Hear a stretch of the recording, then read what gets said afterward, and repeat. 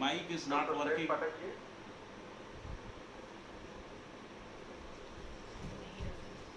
My mic. Can you hear me, please? Mic is not working. Mic is not working.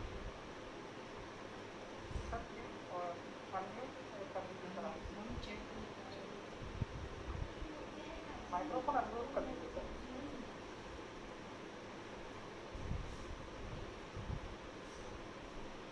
ये चालू हो गया। Doctor Bharat उनका screen भी ऊपर ले आइए और फिर डॉक्टर भरत इसमें अभी आपको आ गया साइड को लगा हुआ शेयर स्क्रीन लगी है। Okay, there some problem in my mic.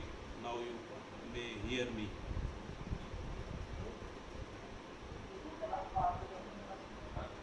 Ji sir आवाज आ रही है। आपका स्वागत है आपके। जी जी।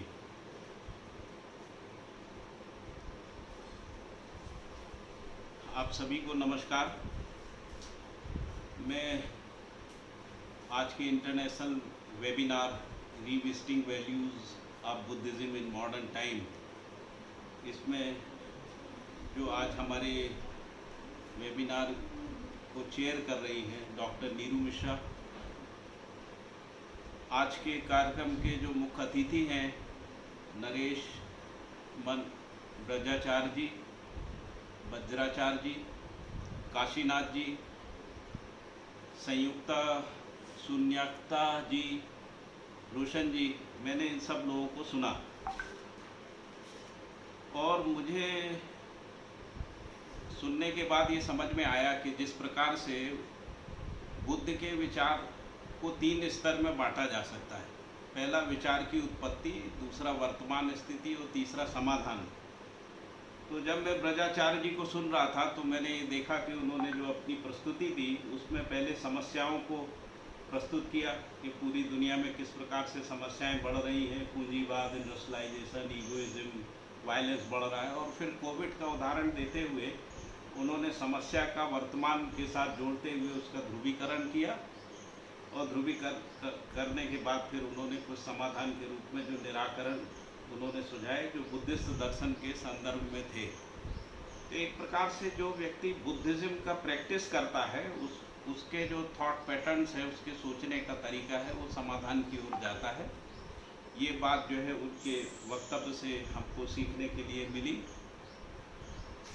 इसके बाद हमने काशीनाथ जी को सुना और काशीनाथ जी ने जो महायान जो बुद्ध परंपरा है उसमें विशेष रूप से उन्होंने ये कहा कि जो पंचशील के सिद्धांत हैं, पंचशील के सिद्धांत के आधार पे वर्तमान जो समस्याएं हैं उनका समाधान हो सकता है। उन्होंने पंचशील के सिद्धांत और फिर जो अष्टम मार्ग है उसको भी उससे जोड़ते हुए अपनी बात को पूरा किया। और इसके बाद उन्होंने कहा कि कर्म तो हमको भोगना ही है, चाहे वो 1000 साल में हो चाहे 10 लाख साल में हो, हमको अपने कर्म का फल जो है वो भोगना पड़ता है। और फिर उन्होंने भी समाधान के रूप में ये कहा कि हमको कोई पाप कर्म नहीं करना है, पुण्य करना है और चित्त की शुद्धि करना है। तो इस प्रकार से चर्चा को मैंने देखा कि चर्चा क्रमशः बुद्ध दर्शन के जो आंतरिक सिद्धांत हैं जिसमें पंचशील का सिद्धांत है उसमें आगे बढ़ी। इसके बाद हमारी जो तीसरी वक्ता थी ब्रह्मा कुमारी डॉक्टर शून्यकता जो मॉरिशस से हैं और उन्होंने ये कहा कि उनका जो प्रारंभिक जीवन है शिक्षा काल में वो बुद्ध दर्शन से प्रभावित रही। प्राइमरी स्कूल एजुकेशन में, फिर कॉलेज एजुकेशन में, फिर सारनाथ में, और फिर वो बौद्ध मॉन्क बनना चाहती थी लेकिन फिर वो किसी कारणवश ब्रह्मा कुमारी से जुड़ गई। और फिर उन्होंने ब्रह्मा कुमारी और बौद्ध जो दर्शन है, ब्रह्मा कुमारी का जो विचार और बौद्ध दर्शन है, इसके बीच में एक समन्वय स्थापित करने का प्रयास किया। और लास्ट में मैंने डॉक्टर रोशन जी को सुना जिन्होंने बुद्धिस्ट पेडोलॉजी के आधार पर अपनी बात को रखा। मुझे लगता है कि हम लोग यदि बुद्धिस्ट फिलॉसफी की बात करते हैं उसकी एक स्पष्ट अभिव्यक्ति जो है आज के वेबिनार में हमको देखने को मिली।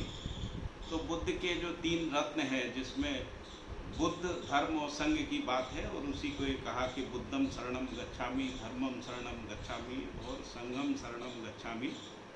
इसी सीक्वेंस में जो बुद्ध की प्रतिष्ठा है वो हमको देखने को मिलती है। और जैसा हमने पूर्व वक्ताओं के वक्तव्य में भी देखा कि जो बुद्ध ने अष्टांग मार्ग को प्रस्तुत किया और उसमें उन्होंने यही कहा कि सभी प्रकार के दुखों से छुटकारा पाना, या जिसको हम लोग निर्माण या मोक्ष कह रहे हैं, उसकी प्राप्ति के लिए अष्टांग मार्ग है। अष्टांग मार्ग को यदि हम देखें तो 3 हिस्सों में विभाजित किया गया है। पहला है जिसको दृष्टि कह सकते हैं या प्रज्ञा कह सकते हैं, जिसमें संकल्प और वाणी की बात है, जिसमें सम्यक दृष्टि, सम्यक संकल्प और सम्यक वाणी की बात आई है। सम्यक दृष्टि को हम लोग 4 आर्य सत्य के रूप में बुद्ध दर्शन में देखते हैं। सम्यक संकल्प में मानसिक नैतिक विकास की प्रतिज्ञा है और उसके बाद अपनी वाणी का नियंत्रण है, इसको कह रहे हैं कि प्रज्ञा। दूसरा हिस्सा है जिसको हम सील कह रहे हैं, तो सील में कार्य और आजीविका को लेकर बातें की गई है, जिसमें सम्यक कार्य की जब हम बात करते हैं तो गलत कार्य को नहीं करना है, जैसा कि काशीनाथ जी जो है अपने वक्तव्य में उन्होंने इस बात को रखा।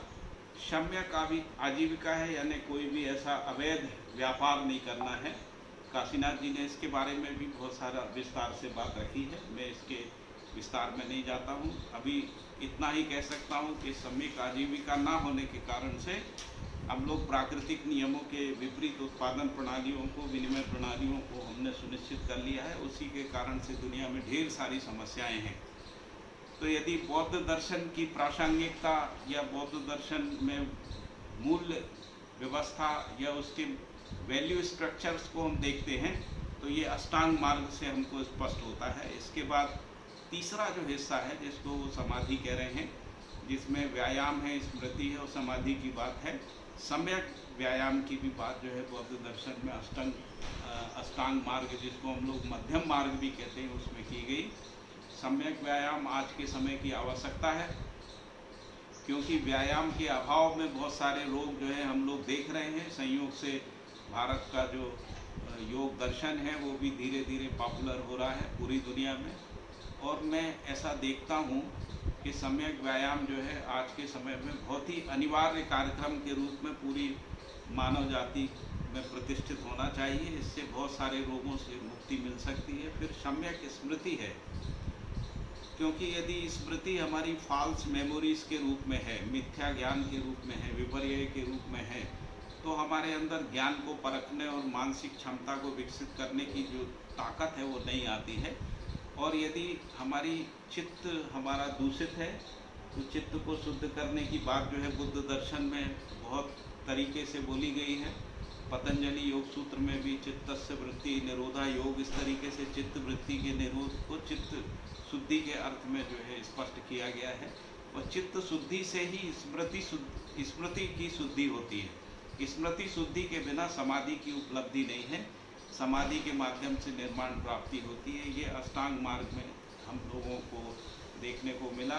जैसा कि पंचशील के बारे में काशीनाथ जी ने भी अपने वक्तव्य में कहा कि पंचशील में अस्तेय, अहिंसा, ब्रह्मचर्य, सत्य और मादक द्रव्यों, खासकर जो सुरा है उससे विरति की बात जो है बुद्ध दर्शन में आती है। लेकिन यदि प्रकारांतर से देखें, जैसा काशीनाथ जी बोल रहे थे, तो ये हमको पतंजलि योग सूत्र में भी हम नियम में देखने को मिलता है। और इसकी स्वीकृति जो है वो महात्मा गांधी के विचार में भी थी। महात्मा गांधी और अंबेडकर भी इसी प्रकार से सोचा करते थे। और मुझे लगता है कि जो पंचशील का मार्ग है, जिसको उन्होंने कहा कि वो संयुक्त राष्ट्र संघ में उन्होंने इसके ऊपर वक्तव्य दिया था, तो कहा कि सारे न्यायालय जो हैं बंद हो जाएंगे। बिल्कुल सही बात है। यदि अस्तेय, अहिंसा, ब्रह्मचर्य, सत्य और मादक द्रव्यों से विरति होती है तो मुझे लगता है कि बहुत सारी समस्याओं का समाधान जो है मानव जाति के लिए हो सकता है।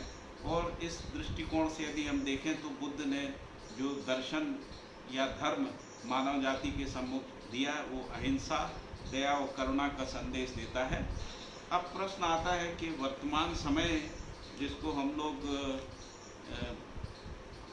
यदि ये कहें कि ये भौतिकवादी समय है, इसमें मटेरियलिज्म का इम्पैक्ट है। दूसरा हम ये भी कह सकते हैं कि ये विज्ञानवादी समय है।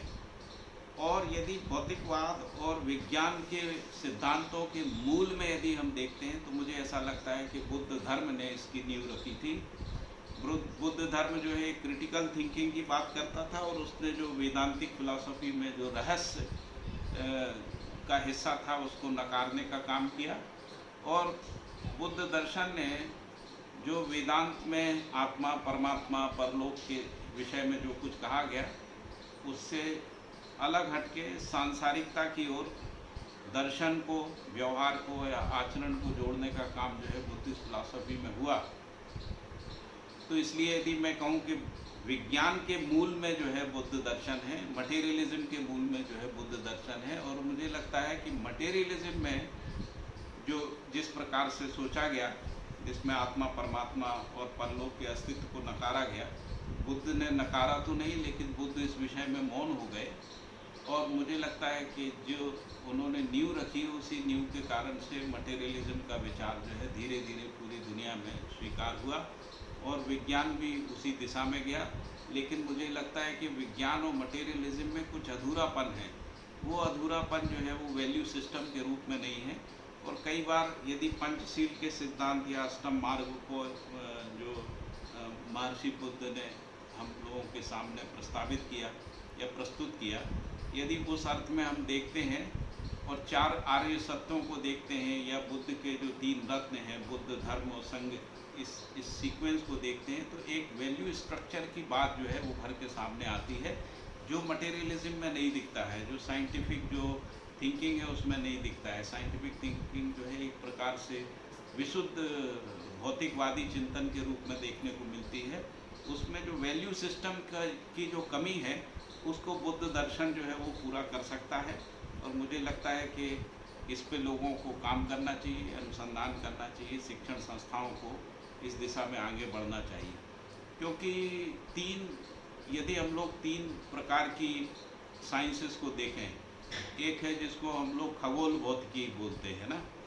खगोल भौतिकी के दृष्टिकोण से ब्रह्मांड का कैसे विकास हुआ, इसकी उत्पत्ति के मूल में क्या है, इसकी रचना कैसे हुई, इसकी शाश्वत प्रक्रिया क्या है, किस प्रकार से ये ब्रह्मांड या जगत की उत्पत्ति हुई, इसको लेकर जो वेदांत को यदि हम देखते हैं तो वेदांत ये कहता है कि ब्रह्म से जगत की उत्पत्ति हुई, जिसका कोई प्रमाण नहीं मिलता है। और इसलिए वेदांतिक जो सिद्धांत हैं वो ज़्यादातर मिस्टिक हो जाते हैं, रहस्यवादी हो जाते हैं। उसकी जगह पर जो बुद्ध धर्म कह रहा है और विज्ञान की भी प्रकारांतर से यही स्वीकृति है कि सृष्टि का कोई सृजनकर्ता नहीं है। विज्ञान में पदार्थ तथा ऊर्जा के संरक्षण के सिद्धांत को बोला गया है। पदार्थ और भौतिक तत्व और ऊर्जा का ना तो सृजन होता है, ना इन्हें नष्ट किया जा सकता है, केवल रूपांतरित होती है, जैसा हम लोग थर्मोडायनेमिक्स के लाभ में देखते हैं। और बुद्ध दर्शन भी इसी से सहमत दिखता है। तो इसलिए मैंने कहा कि बुद्ध दर्शन और विज्ञान का बहुत गहरा संबंध हम लोगों को देखने को मिलता है। लेकिन जो बौद्ध दर्शन है वो चित्त के, बौद्ध धर्म में चित्त का जो अर्थ है, जिसको अपन चेतन अचेतन जो भी कहें, के प्रति अभिज्ञ होना है। और घटनाओं की अभिज्ञता का ना तो सृजन होता है, ना उन्हें नष्ट किया जा सकता है, वो केवल रूपांतरित होती हैं। इस प्रकार से पुनर्जन्म की घटनाओं के प्रति भी अभिज्ञता की सातत्यता को लेकर बौद्ध दर्शन में बात की गई है। फिर दूसरा, जैसे हम लोग पार्टिकल फिजिक्स को देखते हैं तो पार्टिकल फिजिक्स में परमाणु और पदार्थ की संरचना के संबंध में बात आई है। और जिसको हम लोग अणु विज्ञान के संदर्भ में यदि हम देखते हैं तो अणु विज्ञान किसी भी तत्व को पारिभाषित करने के लिए प्रेक्षक की भूमिका पर बल देता है। जैसे उदाहरण के लिए हम लोग लाइट को लें तो लाइट एक दृष्टिकोण से मैटर है और दूसरी दृष्टिकोण से एनर्जी है। प्रकाश किस रूप में, वेव थ्योरी में भी ये सब बातें आई हैं, किस प्रकार से विद्यमान होता है, ये बात बहुत से चरों में विशेषतः इस बात पे निर्भर करता है कि अन्वेषण कर्ता जो है इसका विश्लेषण किस प्रकार से करते हैं, उनकी क्या मनोदशाएं होती हैं, उसके आधार पे मैटर और एनर्जी के रूप में उनके इंटरप्रिटेशंस हमको देखने को मिलते हैं। बौद्ध दर्शन भी इसी तरीके से, बौद्ध विचार भी इसी तरीके से देखने को मिलता है। और इसलिए मैंने कहा कि इसका गहरा संबंध है। इसी प्रकार से जो मॉडर्न न्यूरोलॉजी है, जैसे वेदांत में ऐसा माना गया कि शरीर के बाद जो है आत्मा नाम का कोई अस्तित्व होता है, और आत्मा नाम का जो अस्तित्व है उसके अंदर कुछ क्रियाकलाप होता है, जैसे मन है, वृत्ति है, चित्त है, बुद्धि है, इस तरीके के कुछ क्रियाकलाप होते हैं जो क्रमशः आत्मा की ओर जाते हैं। वेदांत में भी कहा गया, पातंजल योग सूत्र में भी इसका उदाहरण मिलता है, और जो हमारे न्याय वैशेषिक सांख्य, खासकर सांख्य में और वैशेषिक दर्शन में भी प्रकारांतर से कुछ ऐसा उल्लेख हमको देखने को मिलता है। लेकिन जो बौद्ध दर्शन है वो इसको स्वीकार नहीं करता है, और जैसा विज्ञान में जितनी भी कॉन्शसनेस स्टडीज अभी हो रही हैं, वो कॉन्शसनेस स्टडी ये कहती हैं कि जो ब्रेन के अंदर न्यूरॉन सेल्स की जो क्रियाकलाप है, न्यूरॉन सेल्स के अंदर जो क्रियाएं होती है उसी के कारण से कॉन्शसनेस पैदा होती है, और इस कॉन्शसनेस का संबंध जो है कभी पदार्थ के साथ हो जाता है, और इसीलिए बुद्ध दर्शन मैं नाम के किसी भी अस्तित्व को, जिसकी अमरता है, अमरत्व है, उसको स्वीकार नहीं करता है। तो इसलिए न्यूरोलॉजिकल साइंस के साथ भी बुद्ध दर्शन का संबंध है। बुद्ध ने पारलौकिक प्रश्नों के बजाय सांसारिक बातों पे ज़्यादा ध्यान दिया, और जो पारलौकिक प्रश्न थे, ईश्वर है या नहीं, आत्मा है या नहीं, आत्मा नित्य है या अनित्य है, मृत्यु के बाद जीवन होता है या नहीं होता, मरणोपरांत जीवन का अस्तित्व रहता, किस रूप में रहता, इन सब प्रश्नों को बुद्ध ने बहुत उपयोगी नहीं माना और उन्होंने उसको नकार दिया। या ये भी हो सकता है कि बुद्ध ने मानव जाति के लिए उपयोगी ना समझा हो और इसलिए वो इस पे मौन रहे। लेकिन इन इससे जो है तीन प्रकार के मूल सिद्धांत जो है बौद्ध दर्शन में देखने को मिलते हैं। एक अनीश्वरवाद है। अनीश्वरवाद का मतलब है कि बुद्ध दर्शन जो है ईश्वर की सत्ता को नहीं स्वीकारता है, और इसीलिए हम लोग वैदिक परंपरा में ये भी कहते रहे हैं कि जो नास्तिक दर्शन के रूप में बौद्ध दर्शन को मानते थे। नास्तिक और आस्तिक का मतलब होता है जो वेदों की सत्ता को स्वीकार करते हैं वो आस्तिक दर्शन है, जो वेदों की सत्ता को अस्वीकार करते हुए अपने स्वतंत्र प्रतिपादन करते हैं उनको नास्तिक दर्शन कहते हैं। इसलिए कुछ दर्शन सिद्धांतों में जैनिज्म को, बुद्धिज्म को, चारवाक को जो है अनीश्वरवादी या फिर जिसको नास्तिक दर्शन कहते हैं उस प्रकार की बात जो है देखने को मिलती है। तो बुद्ध ईश्वर की सत्ता को नहीं मानते हैं, बल्कि वो ये कहते हैं कि डिपेंडेंट ओरिजिन है, एक दूसरे से एक दूसरे का अस्तित्व जो है वो पैदा होता है और इसके कई चक्र हैं, इनके कई श्रृंखलाएं हैं और इन्हें 12 अंगों में बांटा जा सकता है। अतः इस ब्रह्मांड में चलने वाला, इस ब्रह्मांड को चलाने वाला या उसका उत्पत्तिकर्ता या उसका ओरिजिनेटर या क्रिएटर, ऐसी कोई भी संभावना को बुद्ध दर्शन ने अपने प्रतिपादन में जगह नहीं दी है। और इसके बाद जो दूसरा सिद्धांत है जिसको अनात्मवाद कहते हैं, जैसा मैंने आपसे कहा कि आत्मा के अस्तित्व को लेकर बुद्ध दर्शन जो है मौन है। यद्यपि आत्मा शब्द जो है यदि उसको देखें तो आत्मा का जो जैन दर्शन की अवधारणा है, जो वेदांत की अवधारणा है, इवन वेदांत में भी जो आत्मा की अवधारणा जो है वैशेषिक और सांख्य में मिलती है या पतंजल योग सूत्र में मिलती है। और आत्मा शब्द का प्रयोग जो है वो बौद्ध दर्शन ने भी किया है, लेकिन बौद्ध दर्शन अनात्मवाद को प्रतिपादित करता है ना, जिसे लोग ऐसा मानते हैं कि जो लोग आत्मा को समझते हैं वो चेतना का अविच्छिन्न प्रवाह के रूप में जो है बौद्ध दर्शन उसको मानता है। और यह प्रवाह कभी भी किसी भी क्षण जो है वो बिखर कर जड़ से बद्ध हो जाता है और कभी अंधकार में लीन हो जाता है। इस प्रकार की बात जो है बौद्ध दर्शन में देखने को मिलती है। स्वयं के होने को जाने बगैर आत्मवान नहीं हुआ जा सकता है। तो मैंने कहा कि जैसे आत्मा शब्द का प्रयोग जो है बौद्ध दर्शन में देखने को मिलता है, लेकिन वो स्वयं को जानने की बात कर रहे हैं और निर्माण की अवस्था में ही स्वयं को जाना जा सकता है। मरने के बाद आत्मा महासुसुप्ति में खो जाती है और कई बार तो ऐसा भी देखने को मिलता है कि वो कहते हैं कि आत्मा का अस्तित्व जो है वो समाप्त हो जाता है और इसीलिए अनात्मवाद के रूप में जो है बौद्ध दर्शन ने एक वाद को प्रतिपादित किया है। और ये भी कहा है कि ये जो यात्रा है वो अनंत काल तक अंधकार में पड़ी रह सकती है। जैसा काशीनाथ जी कह रहे हैं कि 10 लाख साल बाद भी आपको अपने कर्मों का फल भोगना पड़ सकता है। फिर ये भी कह रहे हैं कि आत्मा तब तक आत्मा नहीं है जब तक उसमें बुद्धित्व घटित ना हो जाए। तो बुद्धित्व घटित ना हो जाए तब तक उसके अंदर जो अभिव्यक्ति हो रही है वो तो मटेरियल की या पदार्थ की अभिव्यक्ति है, आत्मा के रूप में अभिव्यक्ति नहीं है। तो बुद्ध दर्शन इस तरीके से आत्मा के अस्तित्व को एक नए आयाम के साथ जो है वो अपने प्रतिपादनों में जगह देते हैं, जिसको वो कह रहे हैं कि बुद्धत्व यदि घटित हो गया तो आत्मा का अस्तित्व हो सकता है। अतः जो जानकार हैं वे ही स्वयं के होने को पुख्ता करने के प्रति चिंतित रहते हैं। और मुझे बहुत ही मज़ा आ रहा था जब मैं काशीनाथ जी को सुन रहा था और उन्होंने कहा कि जो बोधिसत्व हैं तो वो हर जीव में जाके जो है उनके निर्माण के लिए प्रयास करते हैं, जैसे कुत्ते में जाके कुत्ते जैसे होके। तो उन्होंने कहा कि यदि वे उनके जैसे नहीं होते हैं तब तक वो उनके निर्माण का मार्ग जो है प्रशस्त नहीं कर सकते हैं। हालांकि ये बातें कितनी प्रासंगिक हैं, इनका कोई प्रमाण है या प्रमाण नहीं है, ये सब प्रश्न हो सकते हैं। और इसीलिए बहुत बौद्ध दर्शन भी कुछ भागों में जाके रहस्यात्मक है। रहस्य एक प्रकार से रहस्य हम उसको कहते हैं जो ज्ञान मानव जाति में लोक व्यापीकरण नहीं हुआ है। किसी बुद्ध के अंदर कुछ घट गया है, जो घट गया है उसको मानव जाति समझ नहीं पाई है, उसको हम रहस्य कह रहे हैं। और इसीलिए मैंने कहा कि कुछ बातें जो है रहस्यात्मक इसमें देखने को मिलती हैं। फिर तीसरा जो सिद्धांत या वाद जो है बौद्ध धर्म से निकला है उसको क्षणभंगुरवाद कहते हैं, जिसमें ब्रह्मांड में सब कुछ क्षणिक है और नश्वर है, कुछ भी स्थायी नहीं है, सब कुछ परिवर्तनशील है, इस तरीके की बात की गई है।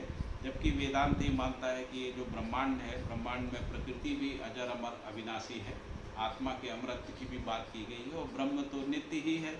तो नित्यम ज्ञानम अनंतम ब्रह्म के रूप में ब्रह्म की बात की है। लेकिन इन सभी मान्यताओं से इतर जो है ये बौद्ध धर्म जो है ब्रह्मांड की क्षणिकता और नश्वरता और उसमें कुछ भी स्थायी नहीं है इसकी बात करता है, सब कुछ परिवर्तनशील है। मुझे लगता है कि विज्ञान और भौतिकवाद भी इन्हीं सिद्धांतों को मानकर उसको डायलेक्टिक मटेरियलिज्म के रूप में या अस्तित्व में सब कुछ परिवर्तनशील है, इन सिद्धांतों के आधार पे अपनी बात को रखते हैं, जिसका जो सोर्स है वो बुद्धिज़्म है। मुझे लगता है कि बौद्ध दर्शन के जो स्कॉलर्स हैं उनको इस पे विचार करना चाहिए कि जो वेदांत में या जो अस्तित्ववाद में या जो और भी प्रकार से कुछ तो नित्यता को पहचाना है, कुछ नित्य नियमों को पहचाना है, इस रूप में मुझे लगता है कि विचार करना चाहिए कि अस्तित्व में कुछ ऐसा भी है जो स्थायी रहता है, जो अपरिवर्तनीय रहता है, जो नित्य रहता है, और कुछ ऐसा भी है जो परिवर्तनीय है। जैसे शरीर परिवर्तनशील है, पदार्थ में जो रासायनिक क्रियाएं हैं वो परिवर्तनशील हैं, लेकिन जो प्राकृतिक नियम है वो अपरिवर्तनीय है। तो इस तरीके से क्षणभंगुरवाद को जो है बौद्ध दर्शन में देखा गया। यदि उनकी शिक्षाओं को देखें, मैं बस 2 मिनट में अपनी बात ख़त्म करना चाहता हूँ, और मुझे लगता है कि ये शिक्षाएं जो है हमको प्रेरित करती रही हैं। बुद्ध कहते हैं पहले जानो फिर मानो। दूसरी बात कहते हैं कि धर्म जो है वो मानव का स्वभाव है, धर्म सिद्धांत नहीं है, धर्म मानव का स्वभाव है। मानव के भीतर धर्म जो है रात दिन बहता रहता है, उसको हम लोग विपश्यना विधि से या आनापान सती विधि से जो है उसको हम अनुभव कर सकते हैं, देख सकते हैं।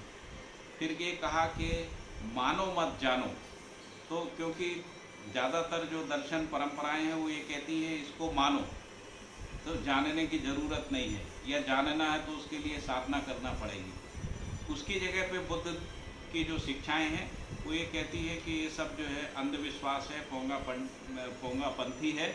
उसकी जगह हमको पहले जानने का काम करना चाहिए। और वो तो ये भी कह रहे हैं कि कोई भी कहता हो, भगवान भी यदि कह रहे हैं, यदि वो आपके जानने में नहीं आता है तो उसको मानना ठीक नहीं है। और मुझे लगता है कि बुद्ध वैज्ञानिकों की तरह से ही धर्म की इस बात को रखते हैं, इसलिए बुद्ध नास्तिक को भी प्रिय लगता है, बौद्ध धर्म नास्तिक लोगों को भी प्रिय लगता है।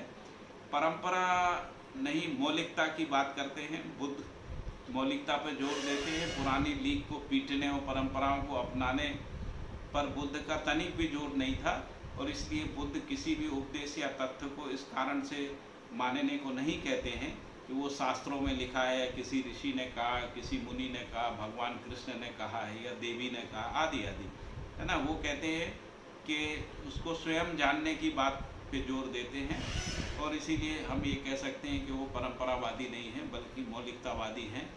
फिर दृष्टा बनने पे जोर दिया गया है, क्योंकि जब हम अस्तित्व को या प्रकृति को या शरीर में होने वाली संवेदना के संसार को देखना चाहते हैं तो उसके लिए हमको अपने चित्त को दृष्टा बनाने की आवश्यकता होती है। जब तक चित्त शुद्ध नहीं होता है तब तक दृष्टा बनना आसान नहीं है, लेकिन दृष्टा बनने के बाद जो है हम दर्शन के, अस्तित्व के, प्रकृति के बहुत सारे सूत्रों को समझ पाते हैं।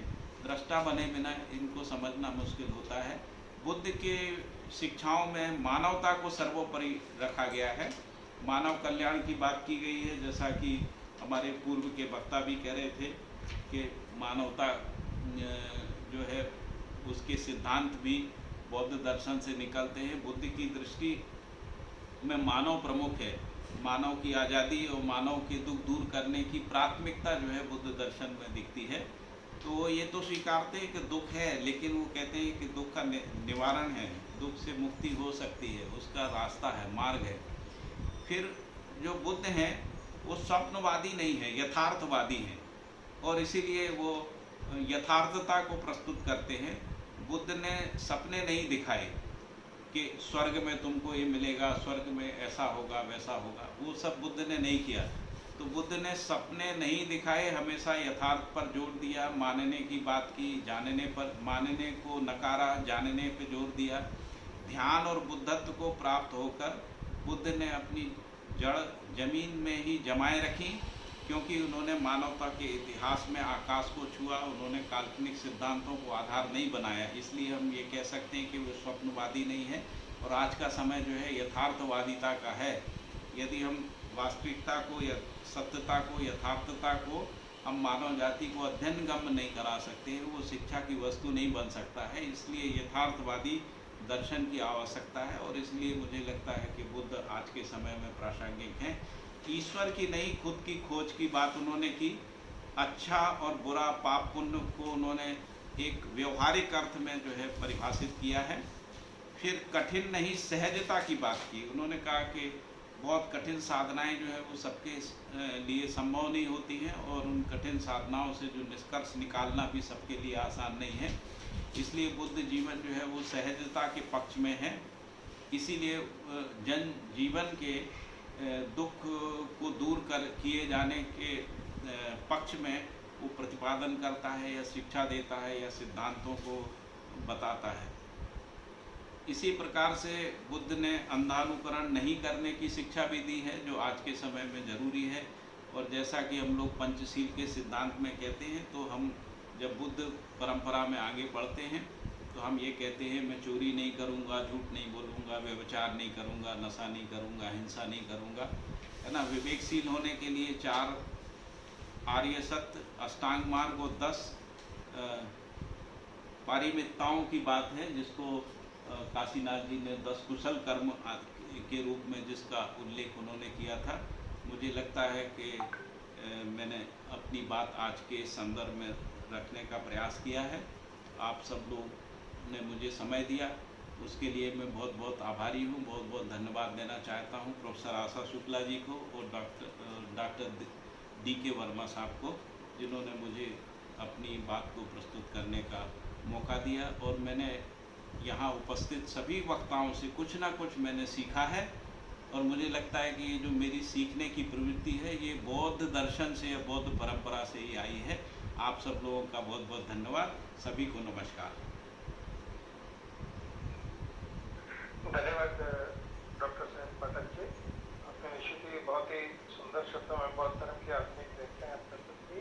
अब मैं बड़े आदर के साथ हमारे आज के अंतर्राष्ट्रीय वेबिनार के माननीय अध्यक्ष महोदय प्रोफेसर नीरू मिश्रा जी को आमंत्रित करता हूँ उनके अध्यक्षता के लिए।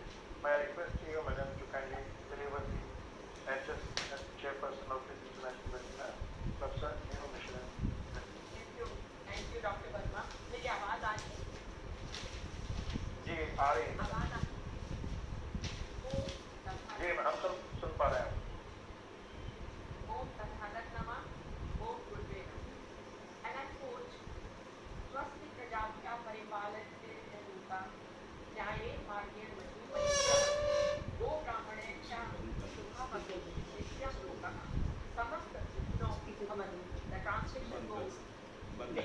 Video.